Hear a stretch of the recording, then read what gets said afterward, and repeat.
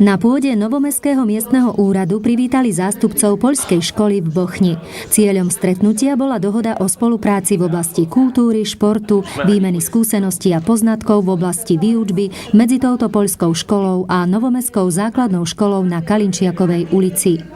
Ministerstvo školstva Slovenskej republiky pripravilo pre tento rok možnosť získania grantov na rôzne projekty, ktoré sa dotýkajú spolupráce škôl a vlastne do tejto spolupráce alebo do týchto aktivít sa zapájajú aj naše školy, ktoré vlastne podporujeme v takejto činnosti, pretože získavanie aj medzinárodných skúseností je pre rozvoj škôl, hlavne možno s tým špecifickým zameraním veľmi dôležité a aspoň nám ukazuje obraz o tom, či to, čo robíme my, je správne, dobré, či máme nejaké možnosti získania skúsenosti aj z inej strany.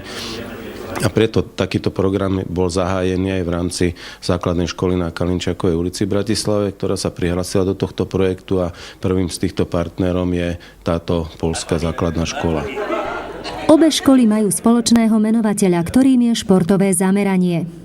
Je to vlastne iba prvý krok, prvá nadviazaná nejaká družba. Radi by sme ju neskôr rozšírili o rakúsku školu, českú školu a postupne priberali vlastne všetky školy Európskej únie.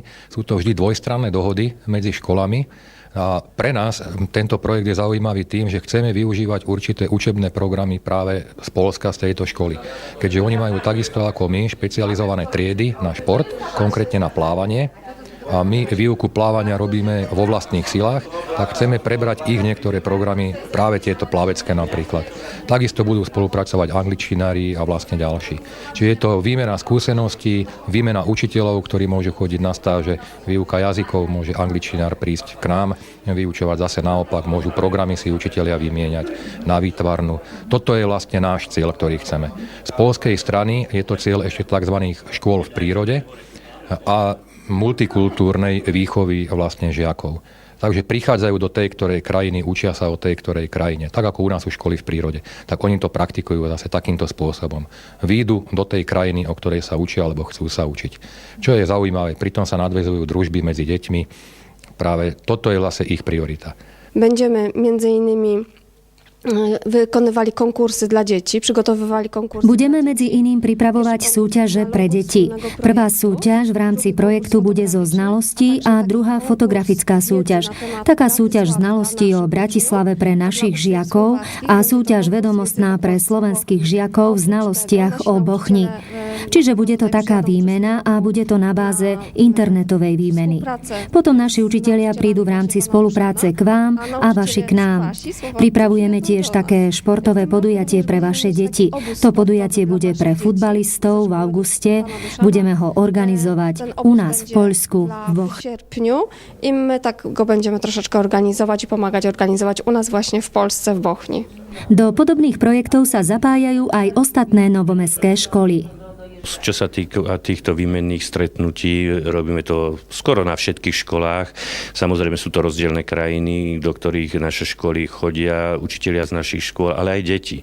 Tie prvé stretnutia, ako v tomto prípade s touto poľskou školou, nedaleko Krakova vlastne, tam sú prvé stretnutia sú vždy s tými pedagógmi a už potom sa následne pripravujú ďalšie, čo všetko bude. No ale máme takisto školy, ktoré robia tu so zahraničím, či už je to s talianskými školami, maďarskými, v Rakúsku školy, samozrejme české školy to isté platí aj o nich, no takže i Belgicko, Holandsko, takže Francúzsko, aby som nezabudol. No je toho veľa a tie naše školy skutočne to robia, čo je na prospech veci, pretože aj pedagóg sa potrebuje podučiť, pozrieť sa, aký systém je v jednotlivých školách, aby mohol pracovať ďalej. A to isté platí samozrejme aj o žiakoch, ktorí sa tešia, že idú jednak do zahraničia, ale jednak vidia aj ten život iných, nájdu si svojich kamarátov v zahraničí. A tak ako dakedy sme robili, že sme si písali so školami, dnes to majú jednoduchšie, majú spojenie cez internet, tak toto všetko určite napomáha rozvoju toho dieťaťa a samozrejme aj pedagógom to, aj riaditeľom škôl pomáha v tej svojej činnosti.